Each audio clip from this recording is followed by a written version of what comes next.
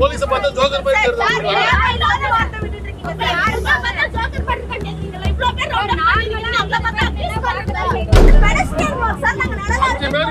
Arrest பண்ணலாம்.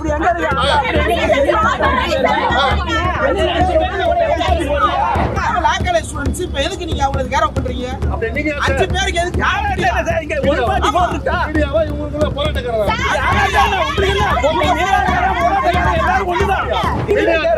போராட்டக்கார கூட சேர்ந்து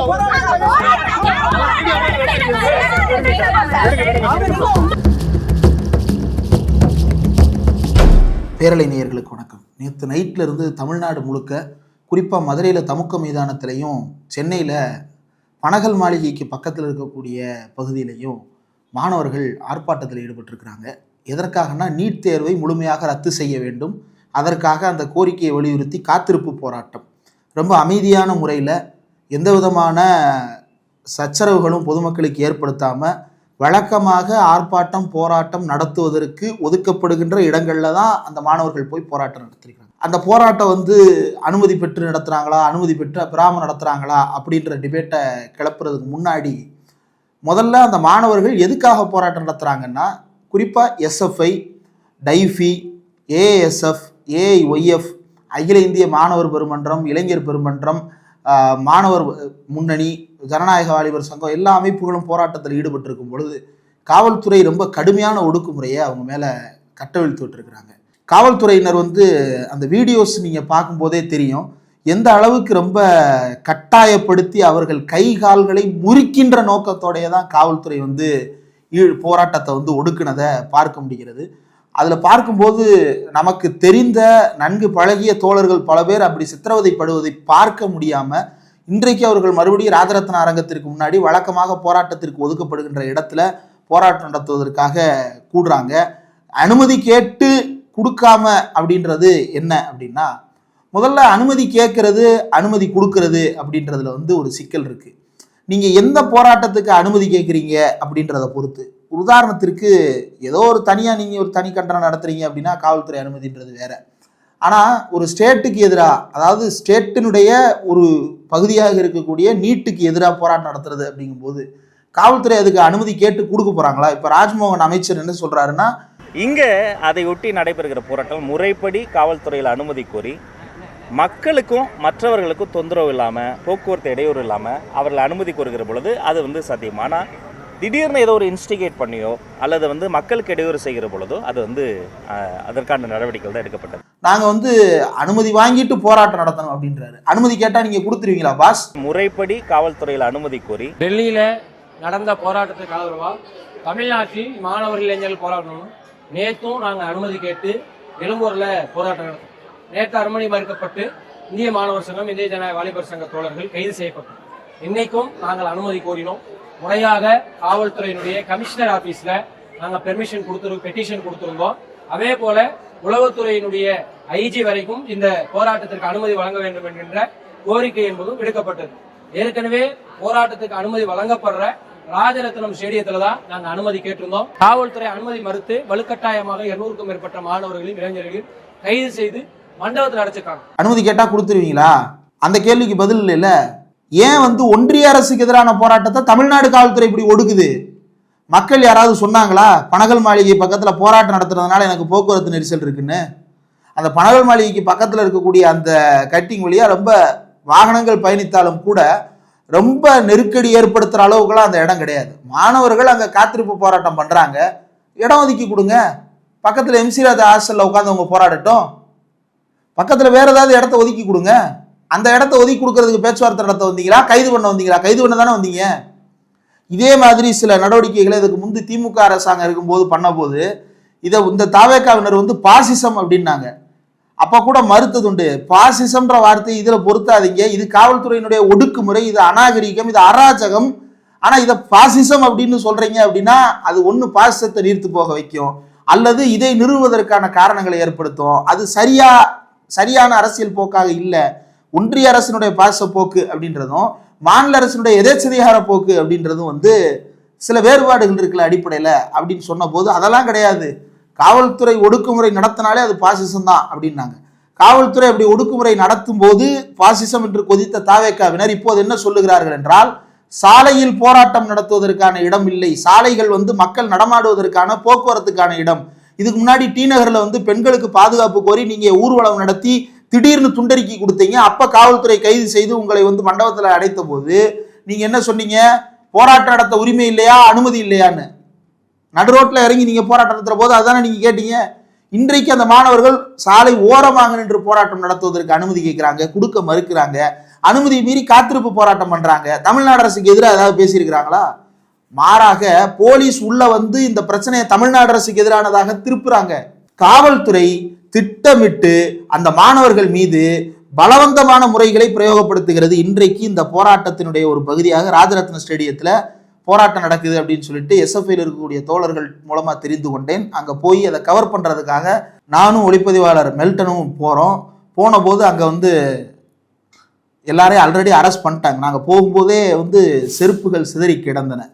செருப்புகள் சிதறி கிடக்கும் போதே புரிந்தது ரொம்ப பலவந்தமாக அந்த மாணவர்கள் ஒடுக்குமுறைக்கு உள்ளாக்கப்பட்டு கைது செய்யப்பட்டிருக்கிறார்கள்னு. அங்கிருந்த பத்திரிகையாளர்கள்ட்ட குறிப்பா மின்னம்பலத்தை சேர்ந்த ஊடகவியலாளர் திரு விஷால் பொலிவர் அங்கே இருந்தார். நான் அவரோட பேசிக்கிட்டு இருந்தேன். அவரும் அப்புறம் இன்னொரு பத்திரிகையாளர் 2 பேரோடையும் பேசிகிட்டு இருந்தேன் என்ன நடந்தது அப்படின்றது தொடர்பாக. அப்போ அவங்க சொன்ன தகவல் இன்னும் ரொம்ப ஷாக்கிங்காக இருந்தது. மாணவர் ஒருத்தரை குண்டு கட்ட அள்ளிட்டு போகும்போது காலை பிடிச்சி தூக்கும் போது அந்த கால் ஒரு காவலர் மேலே பட்டு அந்த காவலர் ஒரு கெட்ட வார்த்தை சொல்லி போலீஸே உதைக்கிறியா அப்படின்னு சொல்லிட்டு அந்த மாணவருடைய இடுப்பில் பூட்ஸு காலால் உதைத்து அவர் அந்த இடத்துல நிலை கலைஞ்சு விழுந்திருக்கிறாரு. என்ன டிஸ்லோகேட் ஆச்சா என்ன ஆச்சுன்றது தெரியல. இப்போ அவங்கள இப்போ அவர் ஆஸ்பத்திரி போகணும். ஆனால் அவர் மண்டபத்தில் அடைச்சி வச்சிருக்கிறாங்க. எங்கே வச்சிருக்கிறாங்கன்னு தெரியல. தோழர்கள்ட்ட பேச முயற்சி பண்ணேன், தொடர்பு கொள்ள முடியல. அப்படி ஒரு இடத்துல எங்கே அடைச்சி வச்சிருக்கிறாங்கன்னு தெரியல. நேற்று நைட்டே ஒரு பையனுக்கு ஷோல்டர் டிஸ்லோகேஷன், பிடிச்சி இழுக்கும் போது ஒரு பையன் கீழே விழுந்து மண்டையில் பலத்த அடி, 2 பேர் இன்னும் படுகாயம், 4 பேர் மருத்துவமனை சிகிச்சையில் இருக்கிறாங்க. எஸ்எஃப்ஐ தோழர்கள் இவ்வளவு வதைப்பட்டு இந்த போராட்டத்தை நடத்தி கொண்டிருக்கிறாங்க. இன்னைக்கு அந்த போராட்டம் இப்படி நான் விஷால் பொலிவரும் நானும் பேசிட்டு இருக்கும்போது அங்கே எதிர்த்தாப்புல அந்த ராஜரத்ன ஸ்டேடியத்துக்கு பக்கத்தில் ஒரு டீ கடை இருக்கும். அங்கேருந்து ஆப்போசிட்டில் பார்த்தீங்கன்னா அந்த டேர்னிங்கில் அங்கே அந்த மரம் ஒன்று இருக்கும், கீழே கொஞ்சம் நிழலாக இருக்கும், பக்கத்தில் ஒரு ஜூஸ் கடை இருக்கும். நீங்கள் பார்த்தீங்கனாலே தெரியும். அங்கே ஒரு 4 பெண்களும் ஒரு பையனும் நின்று அவங்களுக்குள்ள பேசிட்டு இருக்கிறாங்க. 4-5 பேர் நிற்கிறாங்க. திடீர்னு பார்த்தா அங்கே ஒரு லேடி போலீஸு ஒரு மேல் போலீஸு அங்கே நின்று ஏதோ பேச போகிறாங்க. நான் பார்த்துட்டே இருக்கேன். திடீர்னு பார்த்தா அவங்கள ஒரு 7-8 போலீஸ் சுற்றி வளைக்கிறாங்க. இது தப்பாக இருக்கே அப்படின்னு சொல்லிட்டு, தோழர் அங்கே ஏதோ பிரச்சனை மாதிரி தெரியுது, வாங்க போவோம் அப்படின்னு சொல்லிட்டு நானும் இங்கே இருந்த ஊடகவியலாளர்கள் மின்னம்பலம், நான், அப்புறம் தீக்கதிரை சேர்ந்த பத்திரிகையாளர்கள், ஊடகவியலாளர்கள் எல்லாரும் இன்னும் நிறைய பேர் அங்கே அதுக்கப்புறம் போய் நிற்கிறோம். நீங்கள் எதுக்கு இங்கே நிற்கிறீங்க அப்படின்னு அந்த பெண்களை மிரட்டுறாங்க. அவங்க சட்டக்கல்லூரி மாணவிகள். உண்மையிலே அந்த மாணவர்களுடைய மன வலிமை ரொம்ப ரொம்ப பாராட்ட வேண்டியது. ரொம்ப ரொம்ப முக்கியமான ஒரு மனநிலையை அவர்கள் வெளிப்படுத்தினார்கள். அதுதான் சாலிடாரிட்டி, அந்த உணர்வு அப்படின்றது. அவங்க அங்கே நிற்கிறாங்க. நிற்கிறவங்கள்ட்ட போய் போலீஸ் நீ எதுக்கு இங்கே நிற்கிறேன்னு கேட்குறாங்க. நிழலாக இருக்குது சார், இங்கே நிற்கிறேன், அவ்வளோதான் பதில். போயிட்டே இருக்க வேண்டியதானே. அவங்க ஏதாவது சட்டவிரோத செயல்களில் ஈடுபட்டாங்களா? அவங்க கையில் எதுவுமே கிடையாது. அவங்க உடுத்திய உடையோட கையில் ஒரு செல்ஃபோனோட சும்மா அங்கே நிற்கிறாங்க, நின்று பேசிகிட்டு இருக்கிறாங்க. சாலையில் ஒரு இடத்தில் நின்று பேசுவதற்கு எப்போ தடை என்றால் 144 போட்டாதான். அப்போ அங்கே போனோடனே போலீஸ் மிரட்டுறாங்க. அந்த லேடி போலீஸ் அந்த பெண்களை மிரட்டுறாங்க, வண்டியில் ஏறுங்கன்னாங்க. அவங்கள்ட்ட முதல் வார்த்தையை அவங்க சொன்னது வண்டியில் ஏறுன்னாங்க. ஒருமையில் வண்டியில் ஏறு அப்படின்னாங்க. எதுக்கு வண்டியில் ஏறணும்? நாங்கள் இங்கே நின்று பேசிகிட்டு இருக்கிறோம், நீங்கள் வாட்டுக்கு ஏன் கலவரம் பண்ணுறீங்க அப்படின்னு போலீஸ் நோக்கி இவங்க திருப்பி கேட்க, ஓ நாங்கள் பிரச்சனை பண்ணுறோமா, நீங்கள் 5 பேர் நின்று எதுக்காக நிற்கிறீங்க, சதி திட்டத்திட்டுறீங்களா அப்படின்லாம் பேசுகிறாங்க சம்மந்தம் இல்லாமல். அப்புறம் ஒளிப்பதிவாளர்கள் எல்லாம் சுற்றி வளைச்சு நின்று நாங்கள் கேமராவை ஆன் பண்ணி நாங்கள் கேள்வி கேட்க ஆரம்பிக்கிறோம். இப்போ எதுக்குங்க அவங்கள மிரட்டுறீங்க? 5 பேர் நின்று பேசுறதுக்கு இது உரிமை இல்லையா? 144 போட்டிருக்கீங்களா? ஆர்டர் இருந்தால் எடுத்துட்டு வாங்க அப்படின்னு சொன்னதுக்கப்புறம் அந்த போலீஸ் அப்போ இங்கே எதுக்கு நிற்கிறாங்க அப்படின்றாரு. அவங்க சொல்கிறாங்க, நாங்கள் ஏதோ பிரச்சனை மாதிரி தெரியுது சார், நின்னோம், நாங்கள் பார்க்குறோம் என்ன நடக்குதுன்னு பார்க்குறோம், வேடிக்கை பார்க்கக்கூடாதா? உடனே அந்த போலீஸ் வேடிக்கை பார்க்க நான் என்ன ஜோக்கரா அப்படின்றாரு. இதெல்லாம் என்னன்னா ப்ரொவோக் பண்ணுறது. அந்த மாணவர்கள் நிலை தவறி ஏதோ ஒரு வார்த்தையோ அல்லது டக்குன்னு ப்ரொவோக் ஆனாங்க அப்படின்னா அதை வச்சு அவங்களை அல்றதுக்கு அந்த ஆண் போலீஸ் முயற்சி பண்ணுறாரு. சப் இன்ஸ்பெக்டர் ரேங்கிங் நினைக்கிறேன் அந்த நபர் பார்க்கும்போது. அவர் அப்படி மிரட்டுறாரு, நான் என்ன ஜோக்கரா அப்படின்ட்டு வர்றாரு. என்ன சார் பிரச்சனை? 144 போட்டிருக்கீங்களா? 5 பேர் நிக்கிறதுக்கு என்ன பிரச்சனை? 5 பேர் நின்னா நான் அரெஸ்ட் பண்ணுவேன். அது எப்படி அரெஸ்ட் பண்ணுவீங்க? 5 பேர் நின்னா நீங்க இஷ்டத்துக்கு அரெஸ்ட் பண்ணுவீங்களா? 5 பேர் நிக்கிறதுக்கு உரிமையை மறுக்கிறதுக்கு உங்கள்ட்ட ஏதாவது ஆர்டர் இருக்கா அப்படின்னு கேட்டபோது நீ யாரு அப்படின்னு என் பக்கம் திரும்புறாரு. நான் மீடியா சார் அப்படின்னு. மீடியாவா? ஓ மீடியாவும் இப்ப இவங்களோட சேர்ந்துட்டீங்களா, போராட்டக்காரங்களோட சேர்ந்துட்டீங்களா அப்படின்னு கேக்குறாங்க. முதல்ல இந்த 5 பேர் போராட்டக்காரங்க நீங்க எப்படி முடிவுக்கு வந்தீங்க? அவங்க 5 பேர் அங்க நிக்கிறாங்க. அவங்க போராட்டம் பண்றதுக்காக கூட வந்திருக்கலாம். போராட்டத்தில் ஈடுபட்டாங்களா அல்லது போராட்டத்தில் ஈடுபட முயற்சியில இறங்கினாங்களா? அவங்க 5 பேர் அங்க நின்று நடந்ததை பாக்குறாங்க. அவங்க போராட்டத்துக்கு வந்திருக்கலாம், அந்த வழியா வந்திருக்கலாம், அல்லது நம்ம நண்பர்கள் இப்படி அடிபட்டு மிதிபட்டு இருக்கிறாங்களே என்ன நடந்துச்சோ ஏது நடந்துச்சோன்ற பதற்றத்துல வந்திருக்கலாம். எதுக்குனாலும் வந்திருக்கலாமே. உங்களுக்கு என்ன கேடு? அவங்க ஏதாவது அன்லாஃபுல் ஆக்டிவிட்டிஸ்ல ஈடுபட்டாங்களா? 5 பேர் நிக்கிறதே அன்லாஃபுல் ஆக்டிவிட்டிஸ் சொன்ன உடனே நாங்க மீடியா எல்லாம் கேள்வி கேட்டதுக்கு அப்புறம் நீ என்ன மீடியாவா? மீடியா போராட்டக்காரங்களோட சேர்ந்துட்டியா? நாங்க எந்த பக்கம் நிக்கணும் நீங்க சொல்லாதீங்க, அவங்க போராட்டக்காரங்கன்றதையும் நீங்க சொல்லாதீங்க. முதல்ல 5 பேரை ரவுண்ட் அப் பண்ணி இத்தனை போலீஸ் எதுக்குங்க மிரட்டுறீங்க அப்படின்னு கேட்டதுக்கு பிறகு ஒரு டிராபிக் கான்ஸ்டபிள் மற்ற எல்லாரும் அதுக்கப்புறம் பிரச்சனை. இன்னொரு லேடி போலீஸ் அதுக்கப்புறம் நீங்க போராட்டம் பண்ண வரலன்னா இங்க எதுக்கு வந்தீங்க? அப்புறம் நாங்கெல்லாம் எல்லாரும் சேர்ந்து அவங்க ஜூஸ் குடிக்க வந்திருப்பாங்க, இந்த ஆபீஸ்ல வேலை இருக்கும் வந்திருப்பாங்க, சும்மா அந்த பக்கம் நடந்து போவாங்க. நீங்க எதுக்குங்க அதை கேட்குறீங்க? 5 பேர் நிக்கிறத கேள்வி கேட்கறதுக்கு உங்களுக்கு என்ன ரைட்ஸ் இருக்கு? இந்த ஏரியால ஏதாவது அது சம்பந்தமான ஆர்டர் பாஸ் பண்ணிருக்கீங்களா? 144 எதுவும் போட்டீங்களா அப்படின்னு ஒரு மூத்த தோழர் ஒருத்தர் அங்க இருந்தார் வேட்டி சட்டையோட. அவரும் சேர்ந்து கேட்டு எல்லாரும் இது பண்ணதுக்கு பிறகு அந்த தோழர் இவங்க நக்கல் அடிக்கிறாங்க. யாரு? இந்த போலீஸ், பெண் போலீஸ். சரிங்க சரிங்க அப்படின்னு நக்கல் அடிக்கிறாங்க. இதெல்லாம் எதுக்குன்னா ப்ரோவோக் பண்றதுக்கு, யாராவது ஏதாவது பண்ணிட மாட்டாங்களான்னு. அதுக்கப்புறம் எல்லாம் சுத்தி நாங்க போலீஸ் ஒரு ரவுண்ட் அப் பண்ணும்போது போலீஸ் ரவுண்ட் அப் பண்ணி நம்ம மீடியா எல்லாம் நின்று அந்த பெண்களுடைய உறுதி தான். அவங்க உறுதியா இல்ல, அவங்க கொஞ்சம் பயந்துருந்தாங்கன்னா தட்டி அள்ளிருப்பானுங்க. அவங்க துணிச்சலா நின்று 5 லா காலேஜ் ஸ்டூடெண்ட்ஸ்ன்றதுனால தைரியமா அவங்க என்ன லா என்ன ஆக்ட், எதன் அடிப்படையில் 5 பேரை வண்டியில ஏற சொல்றீங்க, எதன் அடிப்படையில் 5 பேர் நிக்க கூடாதுன்னு பாயிண்டா கேட்டதுனால தப்பிச்சாங்க. அப்போ மீடியா இருந்ததுனால விட்டாங்க. இல்லைன்னா அந்த இடம் பெரிய ஒரு 5 பேர் நிக்கிறதுக்கு. இதெல்லாம் எப்ப அரெஸ்ட் எல்லாம் பண்ணி முடிச்சதுக்கு பிறகு என்னன்னா அந்த ஏரியாவில் எவனாவது ஒரு ஸ்டூடெண்ட் கிராஸ் ஆனா கூட அள்ளி போட்டு ஏத்துறான்ற அளவுக்கு மைண்ட் செட்ல இருந்தாங்க போலீஸ். மரியாதையெல்லாம் கொடுக்க வேண்டிய அவசியமே இல்லை. அவ்வளவு அநாகரிகமாக நடந்து கொண்டதை நானே கண்ணு முன்னாடி பார்த்தேன். இதை பற்றி மூத்த பத்திரிகையாளர் செயற்பாட்டாளர் தோழர் கவிதா முரளிதரன் அவர்கள்ட்டையும் பேட்டி எடுத்திருக்கிறோம். அப்புறம் அங்கே இருக்கிற மாணவர்கள் அதற்கு பிறகு அந்த மாணவர்கள் சரிப்பா அந்த பக்கத்து கடையில் ஜூஸை குடிப்போம் அப்படின்னு சொல்லிட்டு அவங்க அவ்வளோ பதற்றமாக்குறாங்க. எனக்கே ஹார்ட் பீட் ஏறுது. அவங்கள்ட்ட பேச்சுவார்த்தை நடத்துறது அவ்வளவு ரொம்ப மன திடத்தை சோதிக்கக்கூடியது. இந்த போலீஸ்காரங்க அவ்வளவு அச்சுறுத்தலை உருவாக்கி விட்டுருவாங்க. இப்போ எனக்கு ஒரு மாதிரி நானே இந்த பேச்சுவார்த்தையை வேடிக்கை பார்த்துக்கிட்டு இருந்தது. எனக்கு அது அவ்வளோ பதற்றமாகி நாங்கள் நின்றுட்டு இருந்தேன். அவங்க ஜூஸ் குடிக்கலாம் போகிறாங்க. அதுக்கு நடுவில் அந்த கடைக்காரனை விரட்டி விடுறாங்க. கடை இருந்தால் தானே இங்கே ஜூஸ் குடிக்கிறேன்னு இப்போ அப்படின்னு சொல்லிட்டு கடைக்காரனை விரட்டி விட்டாங்க. கொடுமை. அங்கிருந்த எல்லா பத்திரிகையாளர்களும் பேசிக்கிட்டது என்னன்னே காஷ்மீரில் இருக்கிற மாதிரி வாக்கி விட்டாங்க. என்னென்ன நடக்குதுங்க, 5 பேர் நிற்கிறதுக்கு என்னென்ன பிரச்சனைன்னு பத்திரிகையாளர்கள்லாம் தங்களுக்குள்ளே புலம்பிட்டு இருக்கிறாங்க. என்ன நடக்குது அப்படின்னு சொல்லிட்டு அந்த மாணவர்கள் அதற்கு பிறகு அங்கே பக்கத்தில் இருக்கிற கடையில் ஜூஸை கூட குடிக்க விடாமல் ஜூஸ் கடையை விரட்டி விட்டாங்க.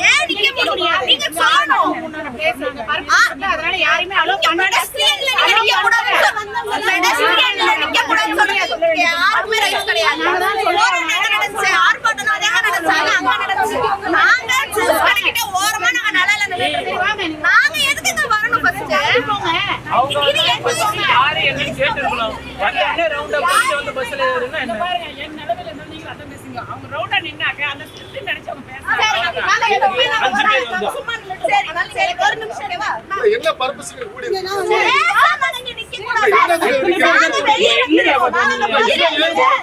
ஒரு நிமிஷம் ஒரு நிமிஷம் இருக்கு. சம்பந்தமே இல்லாம இங்க 50 போலீஸ் நின்னுட்டு இருக்கீங்க. ஒரு சிட்டிசனா வாக் பண்றப்ப எதுக்கு இங்க நிக்கிறாங்கன்னு கூட நின்னு நாங்க வேடிக்கை பார்க்க கூடாதா?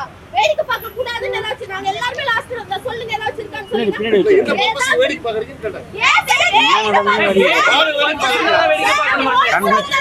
போலீஸ் வேடிக்கை பார்க்கறீங்களா? ஆமா சார். அப்ப வேடிக்கை யாரா? அதல பார்த்தா ஜோக்கர் மாதிரி தெரியுதா உங்களுக்கு? சார் இதெல்லாம் வாய்க்கெல்லாம் விடாதீங்க சார். இல்லாத வாய் இதெல்லாம். எங்க பத்தி கன்ஃபியூஸ் மாதிரி தெரியுதா? போலீஸ் பார்த்தா ஜோக்கர் மாதிரி தெரியுதா சார் உங்களுக்கு? இல்லாத வார்த்தை விட்டுட்டு இருக்கீங்க சார். யாருமா பார்த்தா ஜோக்கர் மாதிரி கேக்குறீங்களா? இவ்ளோ பேர் ரவுண்ட் பண்ணீங்க. அவங்கள பார்த்தா அக்யூஸ் பண்றீங்களா?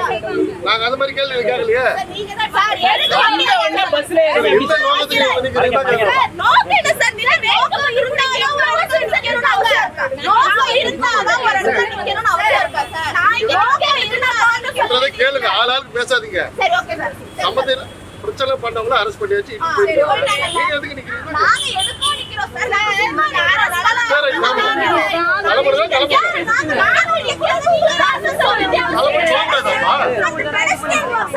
அஞ்சு பேருக்கு மேல அரெஸ்ட் பண்ணலாம். அப்படி என்ன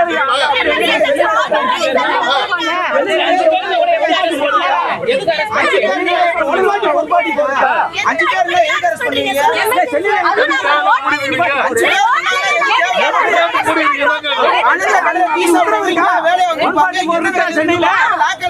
இப்ப எதுக்கு நீங்க அவங்களுக்கு கேர் பண்றீங்க? அப்படி நீங்க அஞ்சு பேருக்கு எதுக்கு? மீடியாவா இவங்களுக்குள்ள போராட்டக்காரரா?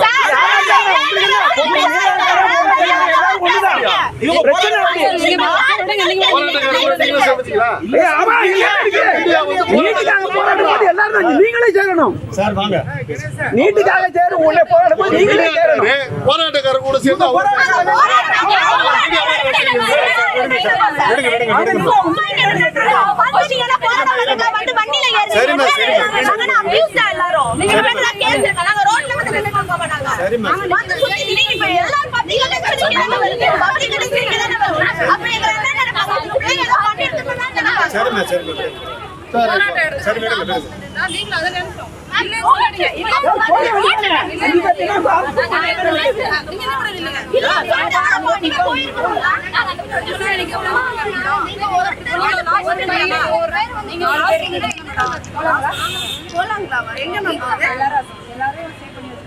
இல்ல அது அவங்க போவே இல்ல. போராட்டத்துக்கு நாங்க ப்ரொடெஸ்ட் எதுவுமே பண்ணலையா? சரி சரிப்பா இந்த இடம் மட்டும் சேஞ்ச் ஆயிடுறீங்களா? வேற இடம் எங்கேயாவது வேற ஏதாவது ஒரு இடம் சேஞ்ச் ஆகும். இல்ல இங்க பிரச்சனையான இடமா இருக்கு இல்லம்மா, பக்கத்துல வந்துருங்க. நீங்க இவ்வளவு பேர் கூண்டதான் பிரச்சனை இல்லம்மா. இல்லாட்டி அவங்க வரை போயிருப்பாங்க. சரி புறப்படுங்க. நீங்க புறப்பட்டீங்கன்னா அவங்க புறப்பட போறாங்க. நீங்க புறப்படுங்க. நீங்க புறப்பட்டாதான் இவ்வளவு மீடியாக்காரங்க வந்துட்டாங்க. சரி இப்படிதான் போங்க. சரி போங்க கடைக்கு தான் போங்க. சார் கொஞ்சம் வெளிய விடுங்க. எப்படி போலீஸ் எப்படி சொன்னீங்கன்னா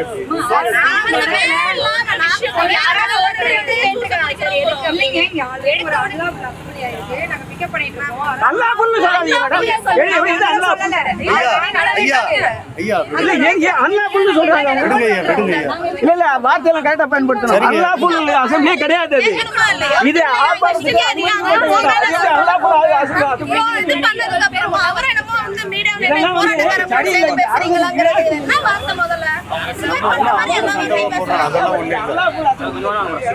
சரிங்க சார் சரிங்க சார். அவங்க பாட்டு நின்று அவங்க பாட்டு போறாங்க. தேவையில்லாம 5 பேர் மேல போடக்கூடாது அப்படின்னா எதுக்கு பேசுறீங்க? என்ன ஒன் பாட்டி போற இப்படி தான் போலீஸ் வந்து மாணவர்களை டீல் பண்ணிட்டு இருக்கு. முந்தைய காலத்தில் இது நடந்திருந்தாலும் அது வந்து தவறு தான். அது இந்த காலத்தில் நடப்பதை ஜஸ்டிஃபை பண்ணுறது ஆகாது. இல்லை இப்போ போராட்டம் நடத்துறது மாநில அரசுக்கு எதிராவா? அதை சொல்கிறாங்க.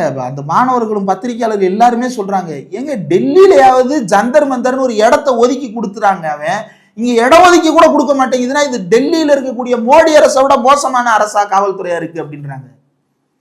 நல்ல வேலை சிஜேபி புரொட்டஸ்ட் சிபிஐ மாநில அலுவலகமான பாலநிலத்துக்கு உள்ள நடக்குது. வெளியே நடந்திருந்தா கொன்றுப்பாங்க. எலும்பை முறிச்சுதான் வண்டியிலே ஏத்துறாங்க, அடிக்கிறாங்க, கெட்ட கெட்ட வார்த்தையில பேசுறாங்க. எதுக்குன்னா மாணவர்களுடைய உறுதியை குலைப்பது. அந்த போலீஸினுடைய நோக்கம் ஒன்னே ஒண்ணுதான், மாணவர்கள் இனிமேல் ரோட்டுக்கு வரக்கூடாது அப்படின்றது தான் இவங்களுடைய ஒரே இன்டென்ஷனா இருக்கு. இது வன்மையாக கண்டிக்கத்தக்கது.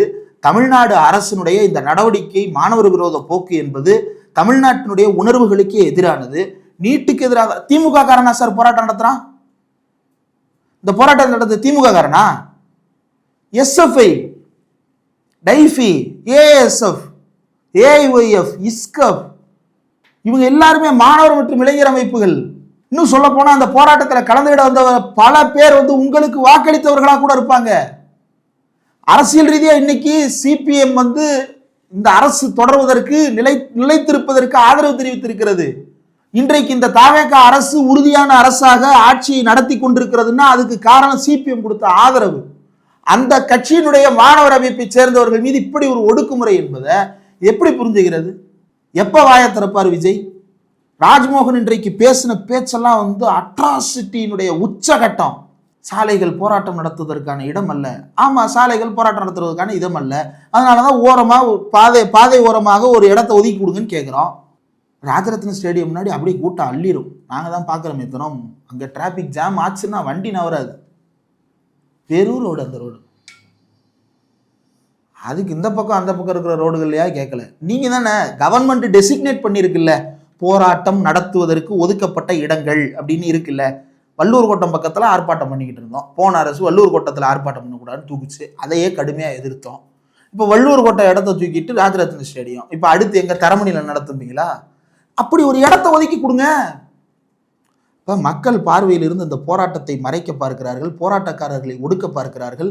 எஸ்எஃப்ஐ தோழர்களுக்கு நாம் நம்முடைய அனைவருடைய ஆதரவையும் நம்முடைய குரலையும் தெரிவிக்க வேண்டும்.